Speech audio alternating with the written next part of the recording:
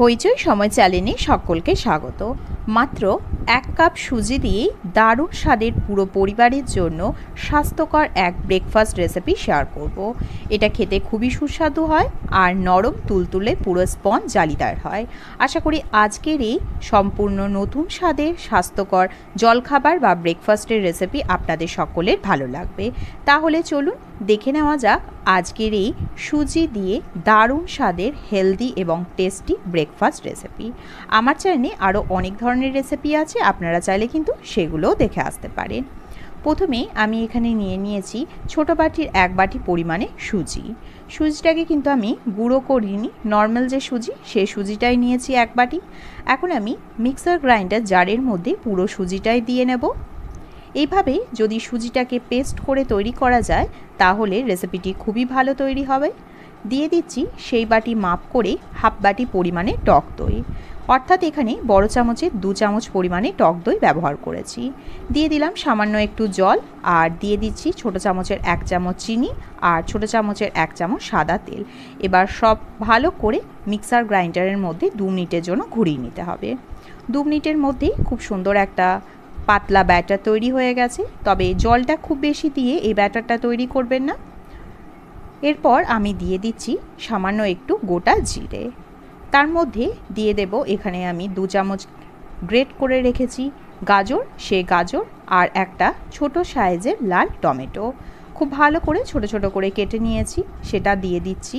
আপনারা চাইলে কিন্তু আপনাদের পছন্দ অনুযায়ী যে কোনো সবজি ব্যবহার করতে পারেন, তবে খুব বেশি সবজি কিন্তু ব্যবহার করবেন না। দিয়ে দিচ্ছি সামান্য একটু নুন আর দিয়ে দিলাম সামান্য আর একটু তেল। এবার সব উপকরণগুলোকে খুব ভালো করে মিশিয়ে নিচ্ছি। এটা রান্না করতে খুব একটা বেশি টাইমের প্রয়োজন হয় না, খুব চটজলদি তৈরি হয়ে যায়।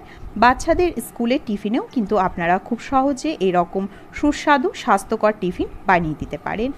আশা করি বাচ্চাদেরও ভালো লাগবে। দিয়ে দিচ্ছি হাফ চামচ পরিমাণে ইনো। পুরো ইনোর প্যাকেটটা ব্যবহার করছি না, আমি হাফ ইনোটা ব্যবহার করলাম। আপনারা ইনোর পরিবর্তে কিন্তু 2 চিমটে বেকিং সোডাও ব্যবহার করতে পারেন। খুব ভালো করে ইনোটাকে দিয়েও মিশিয়ে নিলাম, তবে খুব বেশি টাইম ধরে ইনো দেওয়ার পর মেশাবেন না, তাহলে কিন্তু এই এয়ার বাবলসটা নষ্ট হয়ে যাবে।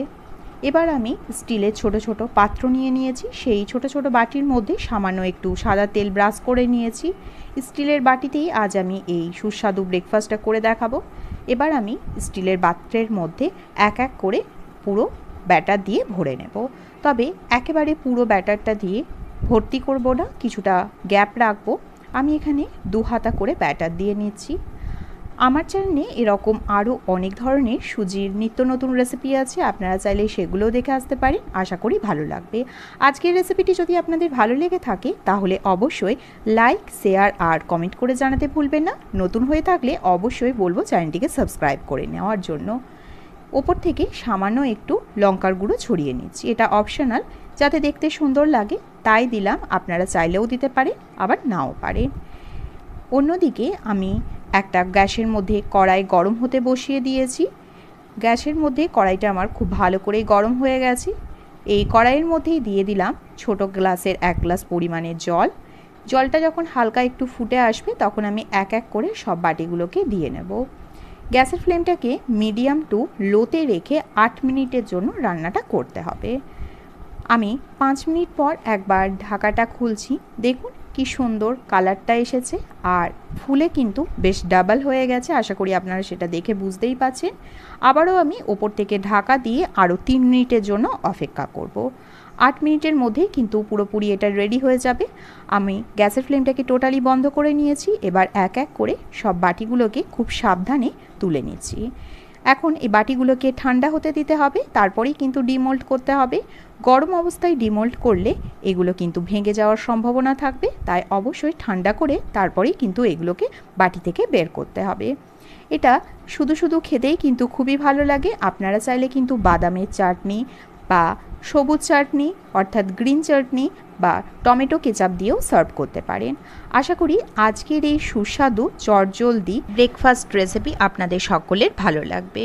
আমার অনুরোধ রইল বাড়িতে যে কোনো দিনই আপনারা সহজেই এই রকম রেসিপি তৈরি করে দেখতে পারেন, বাড়ির ছোট থেকে বড় সকলেরই কিন্তু খুবই ভালো লাগবে। খুব সহজেই দেখুন এটা বাটি থেকেও উঠে এসেছে, আর কতটা নরম তুলতুলে হয়েছে সেটা আশা করি আপনারা দেখেই বুঝতে পারছেন। এইভাবে যদি সুস্বাদু স্বাস্থ্যকর রেসিপি তৈরি করে দেওয়া যায় বাচ্চাদের স্কুলের টিফিনে, তাহলে বাচ্চারাও কিন্তু খুব আনন্দ মজার সহিত খেয়ে আসবে। রেসিপিটি ভালো লাগলে অবশ্যই লাইক, শেয়ার, কমেন্ট করে জানাতে ভুলবেন না। নতুন হয়ে থাকলে অবশ্যই চ্যানেলটিকে সাবস্ক্রাইব করে নেওয়ারও অনুরোধ রইল। আমার চ্যানেলে আরও অনেক ধরনের রেসিপি আছে, আপনারা চাইলে কিন্তু সেগুলোও দেখে আসতে পারেন। আশা করি ভালো লাগবে। এবার আমি এইগুলোকে টমেটো কেচাপের সাহায্যে সার্ভ করব। আপনারা আপনাদের পছন্দ অনুযায়ী যে কোনো চাটনির সাথে এটাকে সার্ভ করতে পারেন। রেসিপিটি ভালো লাগলে অবশ্যই কমেন্ট করেও কিন্তু জানাতে ভুলবেন না। ভালো থাকবেন, সুস্থ থাকবেন। দেখা হচ্ছে আরও অন্য কোনো রেসিপির সাথে অন্য কোনো দিন। অসংখ্য ধন্যবাদ।